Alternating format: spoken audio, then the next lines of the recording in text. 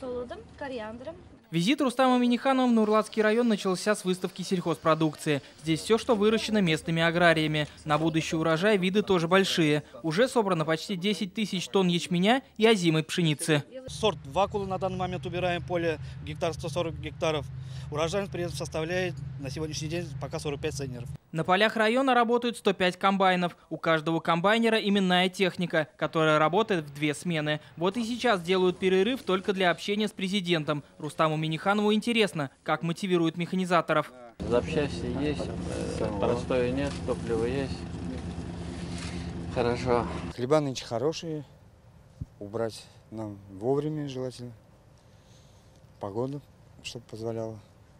Урожай хороший. Рустам Минниханов отметил, сейчас у комбайнеров самая ответственная пора и пожелал им хорошей работы. Как рассказал министр Марат Забаров, Нурлатский район сегодня находится на 27-м месте в рейтинге сельского хозяйства. Президент отмечает, район один из передовых в республике. Резервами нужно воспользоваться. Развиваются и малые хозяйства. В районе сейчас 12 тысяч ЛПХ, строят еще 12 мини-ферм. На сегодняшний день 2700 гектаров убрано, 2000 это ячмень, в том числе вот это поле представлено ячмень, и около 700 озимая пшеница. У нас как раз на строк вышел.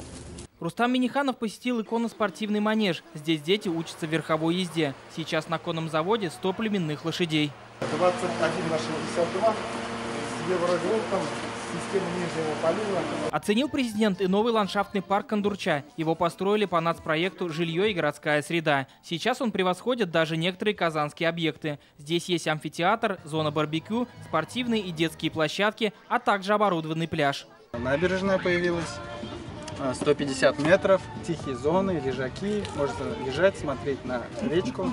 Не менее интенсивно идет работа в Аксубаевском районе. Комбайнеры трудятся в 2 смены. Президент лично пообщался с механизаторами и обсудил темпы уборки. Хлеба в этом году, благодаря нашим инвесторам, внесли более 100 килограммов, вот там до 120 действующие удобрения. Она в этом году год очень был удачным. В этом году здесь начали применять новую технологию обработки растений, которую показали на выставке хозяйства «Волга-Селект».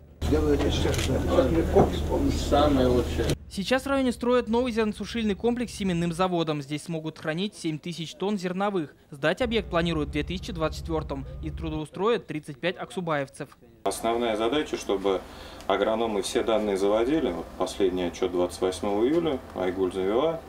Рапс уже созревает. А вот зерносушильный комплекс в Новошишминском районе уже работает. Его производительность 100 тонн. Сюда свозят зерно с полей района, где одновременно трудятся 69 комбайнеров. Намерены привлечь и технику со стороны. Урожайность колеблется, конечно, вот где озимой рыжик 25 центнеров, значит, 40 центнеров на озимой пшенице. И вот так что Марат информировал, более 70 центнеров реально с гектара берут озимой пшеницы.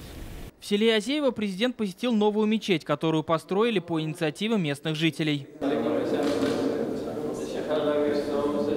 На этот день в Татарстане обработано около 19 тысяч гектаров полей. Собрано 78,5 тысяч тонн зерна. Иван Сарафанов, ТНВ, Татарстан. Закажи рекламу на ТНВ. Телефон в Казани 5 705 100.